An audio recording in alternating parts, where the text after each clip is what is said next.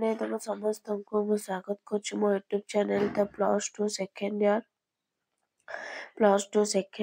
Art science commerce. ତ ତମମାନଙ୍କ ପାଇଁ ମୁଁ ନେଇ ଆସିଛି କଣ ନା ବ୍ୟାକରଣ। ତ ଗ୍ରାମାରର ମୁଁ ନେଇ ଆସିଛି MCQ କ୍ୱେଶ୍ଚିନ୍ ଆନ୍ସର, ଯୋଉଟା ବହୁତ ଗୁରୁତ୍ୱପୂର୍ଣ୍ଣ କ୍ୱେଶ୍ଚିନ୍, ଯୋଉଟା ତମର ଏକ୍ଜାମରେ ଆସିବ, ବୁଝିହେଲା। ତ ମୁଁ ରୂଢିର ଆଜି ନେଇ ଆସିଛି କ୍ୱେଶ୍ଚିନ୍ ଆନ୍ସର। ତ ଏଇଟା ନିଶ୍ଚିନ୍ତ 100% ଆ ଭିତରୁ ନିଶ୍ଚିନ୍ତ ଗୋଟେ 2ଟି 3ଟି କ୍ୱେଶ୍ଚିନ୍ ଆସିବ। 2ଟି 3ଟି ଯେତିକି ପଢେଇବି ତା ଭିତରୁ କ୍ୱେଶ୍ଚିନ୍ ଆସିବ, ବୁଝିହେଲା। ତ ଏଇଟା ବହୁତ ଗ୍ରାମାର 11 ମାର୍କ ପଡିବ। ତ MCQ ବାଲା ପଡିବ। ତମେ 11କୁ 11 ଆଣିବାକୁ ଚେଷ୍ଟା କରିବ, ବୁଝିହେଲା। ତ ଚାଲ ଆମେ ଷ୍ଟାର୍ଟ କରିବା। ଭିଡିଓ ଦେଖିବା ପୂର୍ବରୁ ଚ୍ୟାନେଲ ନୂଆ ଥିଲେ ସବସ୍କ୍ରାଇବ କରିଦେବ, ବେଲ ଆଇକନକୁ ଦବାଇଦବ, ନୂଆ ନୂଆ ନୋଟିଫିକେସନ ପାଇଁ ଲାଇକ୍ ସେୟାର କରିଦବ। ତ ପ୍ରଥମ କ୍ୱେଶ୍ଚିନ୍ କଣ ଦେଇଛି, ଆକାଶ କୁସୁମ ଏହା କେଉଁ ପ୍ରକାର ରୂଢି? କ୍ରିୟାଯୁକ୍ତ, କ୍ରିୟାହୀନ, ତୁଳନାତ୍ମକ, ଉପମାଯୁକ୍ତ। କଣ ହବ? 1 ନମ୍ବର ହେଇଯିବ B କ୍ରିୟାହୀନ। କଣ ନା ଆକାଶ କୁସୁମ ହଉଛି କ୍ରିୟାହୀନ ରୂଢି। ନେକ୍ସଟ, କେଉଁଟି କଷ୍ଟସାଧ୍ୟ ଅର୍ଥ ପ୍ରକାଶ କରୁଥିବା ରୂଢି? ଓଡ଼ିଆରୁ ଗଜା, ଅକଲ ଗୁଡୁମ, କୂପମଣ୍ଡୁକ, କାଠିକାର ପାଠ। ତ କଷ୍ଟସାଧ୍ୟ କଣ ପିଲାମାନେ? ନା କାଠିକର। କଷ୍ଟ ହଉଛି କାଠିକର ପାଠ। ନେକ୍ସଟ, କପାଳ ଫାଟିବା, ବିପଦରେ ପକାଇବା, ଅଥୟ କରିବା, ସର୍ବନାଶ କରିବା, ଚିନ୍ତିତ ହେବା। କଣ ହବ ନା କପାଳ ଫାଟିବା ହଉଛି ସର୍ବନାଶ କରିବା। ନେକ୍ସଟ, କେଉଁଟି ତୁଳନାତ୍ମକ ରୂଢି? ରକ୍ତ ଚାଉଳ ଚୋବାଇବା, ହାତରେ ନ ମାରି ଭାତରେ ମାରିବା, ଶୁଆ ପରି ଘୋଷିବା, ଗୋଡ ହାତ ଧରିବା। କଣ ହବ ନା ଶୁଆ ପରି ଘୋଷିବା। କଣ ନା ଶୁଆ ପରି ଘୋଷିବା। ନେକ୍ସଟ, କେଉଁଟି ତୁଳନାତ୍ମକ ରୂଢି ନୁହେଁ?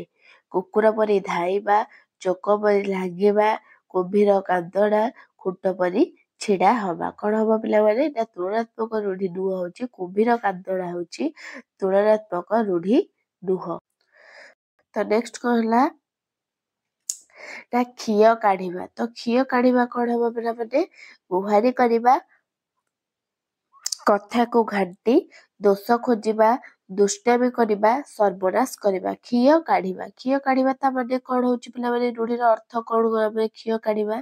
ତା ଖିଅ କାଢିବା ହେଲା ମାନେ ଗୋଟେ ଜିନିଷ ହଉଥିବ ତା ଭିତରୁ ସେ କଣ ନା ବଳେଇ ତାକୁ ବାହାର କରିବ। ମାନେ କଥାକୁ ଘାଣ୍ଟି ତା ଦୋଷ ଖୋଜିବ। ତା ଭିତରୁ କଥାଟା ଥିବ, ସେ ତାକୁ ଖୋଳେଇ ତା ଦୋଷ, ଭଲ କଥା ଧରିବନି, ଦୋଷଟା ଖୋଜିବ। ସେଇଟା ହଉଛି ଖିଅ କାଢିବା।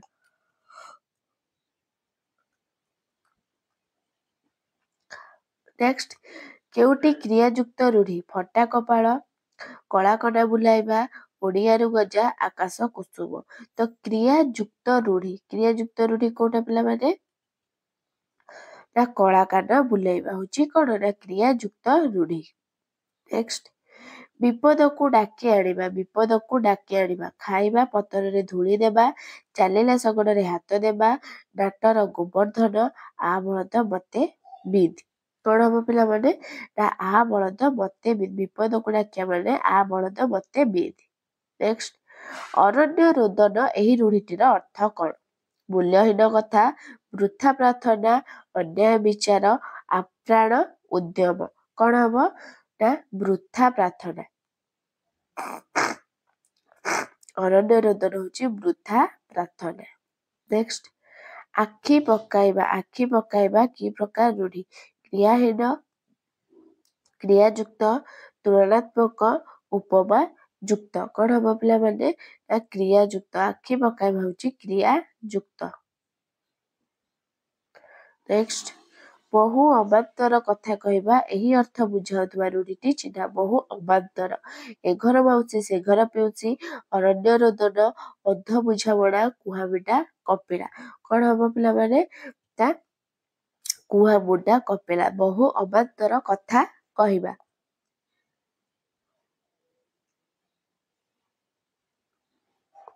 ନେକ୍ସଟ କରିଦେଲା ମୁଣ୍ଡ ଝାଳ ତୁଣ୍ଡରେ ମାରିବା। ଏହି ରୂଢିଟିର ଅର୍ଥ କଣ? ବିଳନ ପଡିଯିବା, ପ୍ରସ୍ତୁତ ହୋଇ ରହିବା, କଠିନ ପରିଶ୍ରମ କରି ପେଟ ପୋଷିବା, ଚିନ୍ତିତ ହେବା। କଣ ହବ ନା କଠିନ ପରିଶ୍ରମ କରି ପେଟ ପୋଷିବା। ନେକ୍ସଟ, ଅକଲ ଗୁଡୁମ ଏହା କେଉଁ ପ୍ରକାର ରୂଢି? କ୍ରିୟାଯୁକ୍ତ, କ୍ରିୟାହୀନ, ତୁଳନାତ୍ମକ, ଉପମା ଯୁକ୍ତ। କ'ଣ ହବ? ଅକଲ, ଅକଲ ଗୁଣୁମ ନା ଅକଲ ଗୁଣୁମ ହବ କ୍ରିୟାହୀନ ରୂଢ଼ି। ତାପରେ କେଉଁଟି ଅତି ବିଶ୍ୱାସୀ ଅର୍ଥ ପ୍ରକାଶ କରୁଥିବା ରୂଢ଼ି? ଦେହ ଲଗା, ପାହାକୁ ବତା, ହାତ ବାରିସି, ଜପମାଳି। ଅତି ବିଶ୍ୱାସୀ, ଅତି ବିଶ୍ୱାସୀ କ'ଣ ହବ? ନା ଦେହ ଲଗା। ନେକ୍ସଟ, କେଉଁ ରୂଢ଼ିଟି ପ୍ରତିଶୋଧ ନେବା ଅର୍ଥରେ ପ୍ରଚଳିତ? ରକ୍ତ ଚାଉଳ ଚୋବାଇବା, କ'ଣ ଅକସ ରଖିବା, ଖାଲରେ ପକାଇବା, ଦାଉ ସାଧିବା। କ'ଣ ହବ? ନା ପ୍ରତିଶୋଧ ନେବା ଅର୍ଥ ହଉଛି କେଉଁ ରୂଢ଼ି? ନା ଦାଉ ସାଧିବା। ନେକ୍ସଟ, ଚୋକ ପରି ଲାଗିବା, କ୍ରିୟାହୀନ, କ୍ରିୟାଯୁକ୍ତ, ମିଶ୍ର, ତୁଳନାତ୍ମକ। ଜୋକ ପରି ଲାଗିଯିବା କ'ଣ ହବ? ନା ତୁଳନାତ୍ମକ ରୂଢ଼ି। ଏଟା ବହୁତ ଗୁରୁତ୍ୱପୂର୍ଣ୍ଣ। ଆ ଭିତରୁ ନିଶ୍ଚିତ ଗୋଟେ ଆସିବ, ଏଇଟା ଦେଇଦବ କହିବେ କେଉଁ ପ୍ରକାର ରୂଢ଼ି, କିଏ କେଉଁ ରୂଢ଼ି, ବୁଝିହେଲା? ଆଉ ବି ଆସିବ, ଏଇଟା ଦେଇଦବ କହିବ କେଉଁ ପ୍ରକାର ରୂଢ଼ି ନୁହଁ, ବୁଝିହେଲା? ତ ବହୁତ ଗୁରୁତ୍ୱପୂର୍ଣ୍ଣ। ଜପମାଳି, ଏହି ରୂଢ଼ିଟିର ଅର୍ଥ କ'ଣ? ଜପମାଳି ଅତି ସୁନ୍ଦର, ନିର୍ବୋଧ, ବୃଥା ସ୍ୱପ୍ନ, ଅତି ପ୍ରିୟ। ଜପମାଳି କ'ଣ ହବ? ଅତି ପ୍ରିୟ। କ'ଣ ନା ଅତି ପ୍ରିୟ। ନେକ୍ସଟ, ପ୍ରତିକୂଳ ପରିସ୍ଥିତିରେ ପ୍ରତିଭା ସ୍ଫୁରଣ, ଏହି ଅର୍ଥ ବୁଝାଉଥିବା ରୂଢ଼ିଟି କ'ଣ? ଗୋବର ଗଣେଶ, ଖାତ ଗଦାରେ ପଦ୍ମ, ଆକାଶ କୁସୁମ, ଓଡ଼ିଆରୁ ଗଜା। କ'ଣ ହବ ପିଲାମାନେ? ନା ହବ ଖାତା ଗଦାରେ ପଦ୍ମ। ନେକ୍ସଟ, କେଉଁଟି କ୍ରିୟାଯୁକ୍ତ ରୂଢ଼ି ନୁହଁ? ଗୋଡ଼ ଟେକି ବସିବା, ଆଖି ପକାଇବା, ବୋଝ ଉପରେ ଡଲତା ବିଡ଼ା, କାଠ ହୋଇଯିବା। କ'ଣ ହବ ପିଲାମାନେ? ନା ହବ ବୋଝ ଉପରେ ଡଳିତା ବିଡ଼ା। ନେକ୍ସଟ, ଇଚ୍ଛା ଅନୁସାରେ ସୁବିଧା ମିଳିବା, ଏହି ଅର୍ଥ ପ୍ରକାଶ କରୁଥିବା ରୂଢ଼ିଟି ବାଛି ଲେଖ। ସୁଅ ମୁହଁରେ ପଡ଼ିବା, କପାଳ ଖୋଲିବା, ଗୋଡ଼ ଟେକି ବସିବା, ବିରାଡ଼ି କପାଳକୁ ଶିକା ଛିଣ୍ଡିବା। କ'ଣ ହବ? ନା ଇଚ୍ଛା ଅନୁସାରେ ସୁବିଧା ହେଲା ବିରାଡ଼ି କପାଳକୁ ଶିକା ଛିଣ୍ଡିବା। ନେକ୍ସଟ, ଅହିନକୁଳ ସମ୍ପର୍କ କ'ଣ? ଅହିନକୁଳ ସମ୍ପର୍କ ଉପମା ଯୁକ୍ତ, କ୍ରିୟାହୀନ, କ୍ରିୟାଯୁକ୍ତ, ତୁଳନାତ୍ମକ। କ'ଣ ହବ? ତା ହବ କ୍ରିୟାହୀନ। ଅହିନକୁଳ ସମ୍ପର୍କ ହେଲା କ'ଣ? ନା କ୍ରିୟାହୀନ। ନେକ୍ସଟ, ବହୁ ଅବାନ୍ତର କଥା କହିବା, ଅର୍ଥ ପ୍ରକାଶ କରୁଥିବା ରୂଢ଼ିଟିକୁ ଚିହ୍ନ। ବହୁ ଅବାନ୍ତର କଥା କହୁଥିବ କ'ଣ? ଆକାଶ କୁସୁମ, ଅନ୍ଧ ବୁଝାମଣା, କୁହାମୁଣ୍ଡା କପିଳା, କୁମ୍ଭୀର କାନ୍ଦଣା। କ'ଣ ହବ? ନା କୁହାମୁଣ୍ଡା କପିଳା। ନେକ୍ସଟ, କପାଳ ଫାଟିବା, ଏହି ରୂଢ଼ିଟିର ଅର୍ଥ କ'ଣ? ଠକିଦେବା, ସର୍ବନାଶ ହେବା, ମିଳନ ପଡ଼ିବା, ଚିନ୍ତିତ ହେବା। କ'ଣ ହବ? ନା ସର୍ବନାଶ ହେବା। ନେକ୍ସଟ, ଓଡ଼ିଆ ଭାଷାରେ ପ୍ରଚଳିତ ରୂଢ଼ି ପ୍ରୟୋଗର କେତୋଟି ଧାରା ପରିଲକ୍ଷିତ ହୁଏ? 2ଟି, 4ଟି, 6ଟି, 3ଟି। କେତୋଟି ଧାରା ପରିଲକ୍ଷିତ ହୁଏ ପିଲାମାନେ? ନା ଡି ହବ 3ଟି। ନେକ୍ସଟ, ଯେଉଁ ରୂଢ଼ିର ପଦ ସଂହତିରେ କ୍ରିୟାପଦ ନଥାଏ ତାକୁ କି ରୂଢ଼ି କୁହାଯାଏ? କ୍ରିୟାଯୁକ୍ତ ରୂଢ଼ି, କ୍ରିୟାହୀନ ରୂଢ଼ି, ତୁଳନାତ୍ମକ ରୂଢ଼ି, ଲୋକବାଣୀ। କ'ଣ ହବ ପିଲାମାନେ? ନା ହବ କ୍ରିୟାହୀନ ରୂଢ଼ି। ନେକ୍ସଟ, ଅନ୍ଧର ଲଉଡ଼ି ରୂଢ଼ିଟିର ଅର୍ଥ ବାଛି ଲେଖ। ଅନ୍ଧ ହାତରେ ଥିବା ବାଡ଼ି, ଅନ୍ଧ ଯେଉଁ ବାଡ଼ି ଧରେ, ଅସହାୟର ସହାୟ, ଅସହାୟ ଯେଉଁ ବାଡ଼ି ଧରେ। ତ କ'ଣ ହବ? ନା ହବ ଅସହାୟର ସହାୟ। ନେକ୍ସଟ, ଅହିନକୁଳ ସମ୍ପର୍କ। ଅହିନକୁଳ ସମ୍ପର୍କ କ'ଣ? ସାପ ନେଉଳ ମଧ୍ୟରେ ଥିବା ସମ୍ପର୍କ, ଅହି ଓ ନକୁଳ ମଧ୍ୟରେ ଥିବା ଶତ୍ରୁତା, କୂଳ ନଥିବା ବ୍ୟକ୍ତି ସହିତ ସମ୍ପର୍କ, ଘୋର ଶତ୍ରୁତା। କ'ଣ ହବ? ନା ଘୋର, ଅହିନକୁଳ ସମ୍ପର୍କ ହେଲା ଘୋର ଶତ୍ରୁତା। ନେକ୍ସଟ, ଆକାଶ କୁସୁମ କ'ଣ? ନା ଆକାଶରେ ଫୁଟିଥିବା କୁସୁମ, ଆକାଶରେ ଫୁଟିଥିବା କୁସୁମ, ଆକାଶରୁ ପଡୁଥିବା କୁସୁମ, ବୃଥା ସ୍ୱପ୍ନ, ଆକାଶରୁ ତୋଳିଥିବା ଫୁଲ। କ'ଣ ହବ? ନା ବୃଥା ସ୍ୱପ୍ନ। ନେକ୍ସଟ, କପାଳ ଲିଖନ ରୂଢ଼ିଟିର ଅର୍ଥ କ'ଣ? କପାଳରେ ଲେଖିବା, ଲେଖନୀରେ କପାଳରେ ଲେଖିବା, କପାଳରେ ଚନ୍ଦନ ଲଗାଇବା, ଭାଗ୍ୟ ଫଳ। କ'ଣ ହବ ପିଲାମାନେ? ନା ଭାଗ୍ୟ ଫଳ। କପାଳ ଲିଖନ ହେଲା ଭାଗ୍ୟ ଫଳ।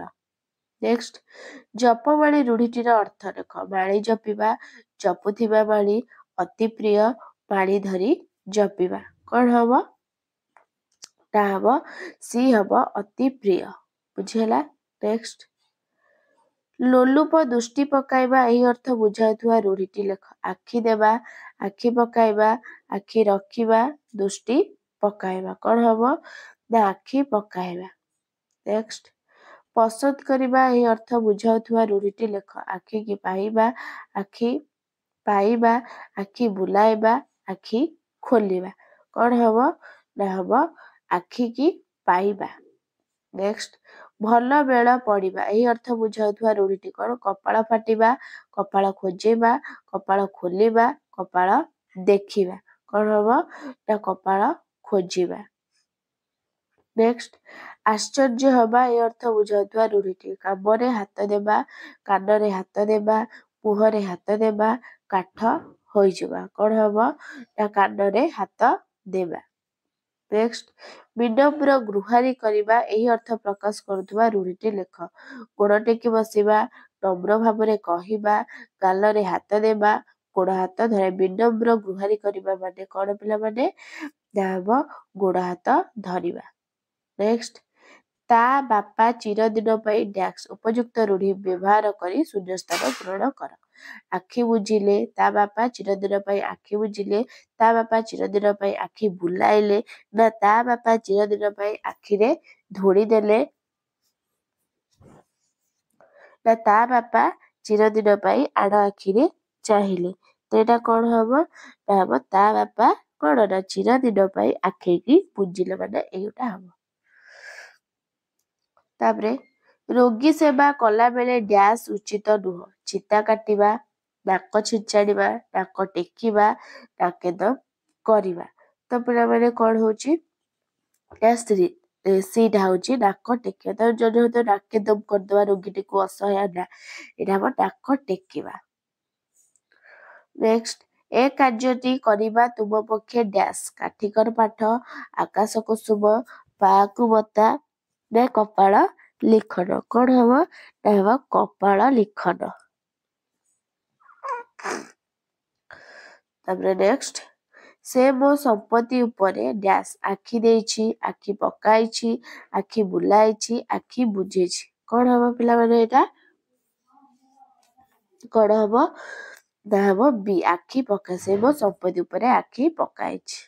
तो पिला माने 40टी क्वेश्चन आलोचना करिबा तांकर डैश मनोभाव जोगु परिवारटा उजुड़ी गला नछड़ा बंधा देह लगा टाटर गोवर्धन फटा कपाळ कौन हम ना नछड़ा बंधा।